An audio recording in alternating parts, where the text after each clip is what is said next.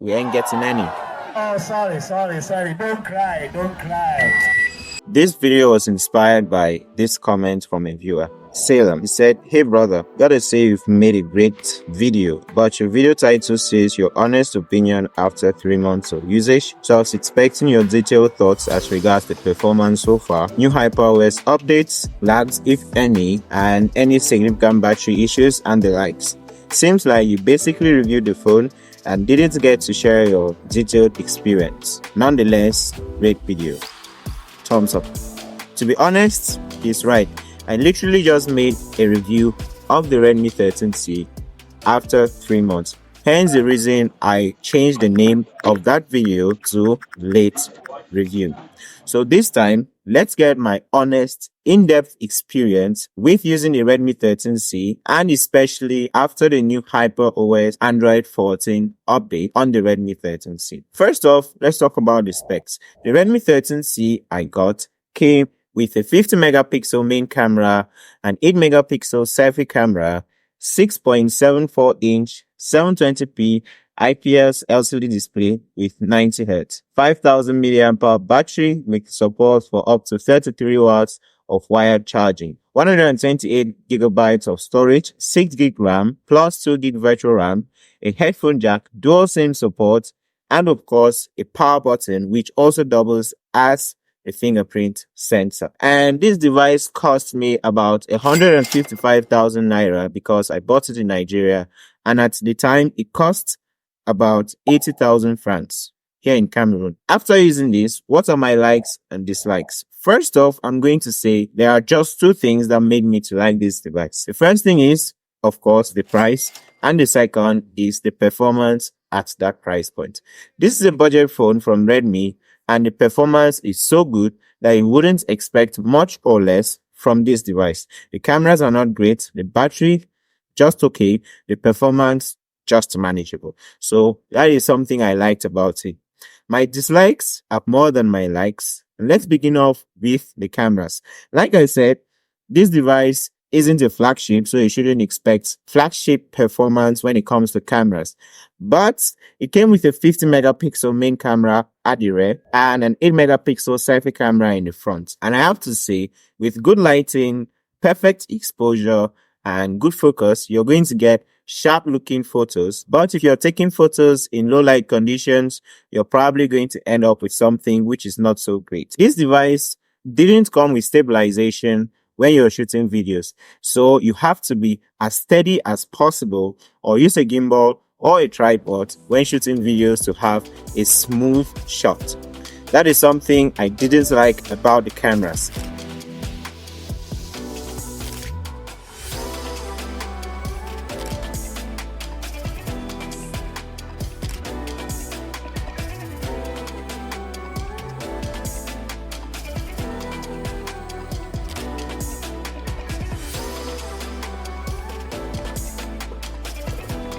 So another thing I actually found annoying with this device is the display. This is a 6.74 inch display, 720p IPS with 90 Hz, and the display is quite large. As you can see, it makes it difficult for you to use it with one hand. Couple the fact that the display embodies a U-shaped camera cutout for the selfie is quite annoying.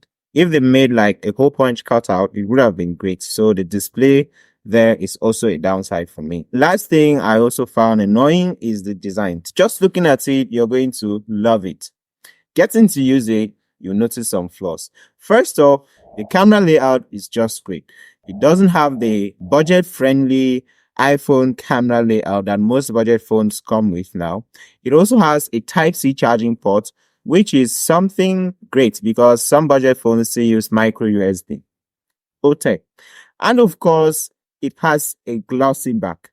The glossy back gives it a premium look, but when you use it, you're going to notice that it holds up a lot of fingerprints and it's very slippery, especially when you're playing games and your hands are oily. That is the more reason I always use a plastic case on the device to have a better grip. Maybe I'm talking, I'm not recording it. Let's talk about the new hyperOS Android 14 update on the Redmi 13C. I updated my phone about a month ago to the new hyperOS Android 14. So far, there are some cool features I have noticed. There are some problems I've faced. And of course, there are some features that I was expecting to get, but I didn't get them. First off, let's talk about the new features that we are getting on the Redmi 13C with the new hyperOS Android 14 updates. We now get to have cool looking lock screens, and to quickly set up your lock screen, all you have to do is tap and hold on your screen, and it has this option for all your recent lock screens. We have the classic for a simple and clean look, and Rumbles for a more time-focused and centralized flow. With these two options, you can tap on wallpaper to select any of these cool templates or tap on local photos to select your own wallpaper. You can also apply filters to your wallpaper, and there's a new feature called the matte effect, which typically blurs the wallpaper to make it look cooler. Kind of nice. You also get to change the clock style, the font, and the font color. This feature is a must try out for me.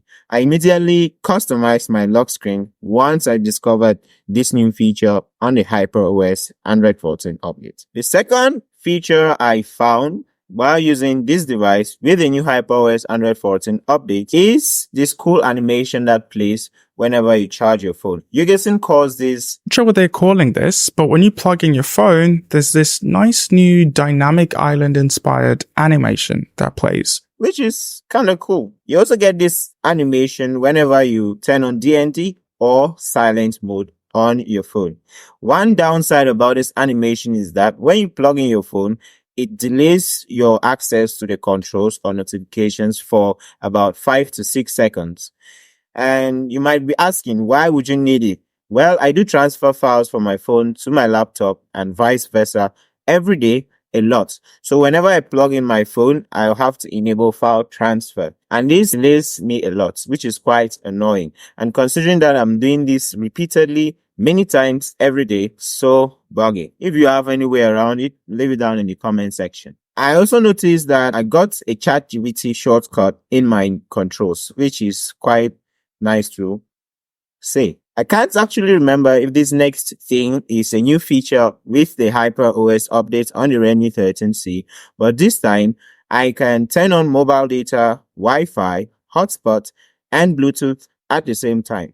Some of you might be asking, why would you need to turn this all on at the same time? Well, mobile data for connection, I turn on Wi-Fi and mobile data at the same time so that if I'm at work, I'm connected to work Wi-Fi, and immediately I leave the shop, my phone automatically switches from Wi-Fi to mobile data, making me to always stay connected with no connection lost. The reason I have hotspot turned on is so that I can share the internet from my phone to my laptop. And if, of course, I'm playing music, I'll need Bluetooth to connect my headphones, which is kind of cool. I tried this on other phones, but it didn't quite work out. So try it on your own phone and tell me in the comment section if you're able to turn on mobile data, Wi-Fi, hotspot, and Bluetooth all at the same time. Now let's talk about something quite interesting: battery performance and lags on the Redmi 13C with this new update. First off, battery. This device came with a 5000 milliamp hour battery and support for up to 33 watts of wired charging. But the unfortunate thing here is that you only get to have a 10 watts charging break out of the box when you get this device, which makes it to charge quite slow. I tested the charging speed on this device and it took 2 hours and 11 minutes to charge from 2% to 100% with mobile data turned on, and 2 hours and 4 minutes to charge from 14% to 100% without mobile data turned on, which is still slow.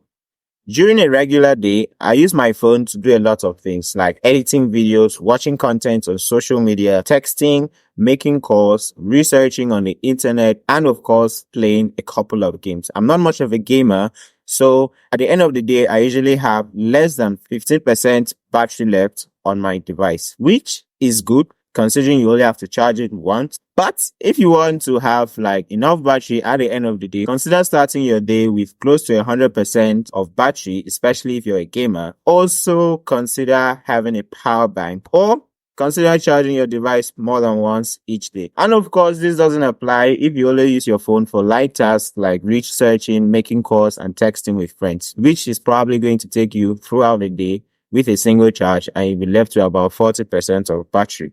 Cool. The processor on this device is the MediaTek Helio G85 processor, coupled with 6 gig RAM plus 2 gig virtual RAM, which has held up quite well. I play some games, not heavy games, but I actually play 2 games, which are my favorites: eFootball and Stun Bike Extreme. Now, while playing this game with normal graphic settings, I haven't experienced any lags at all.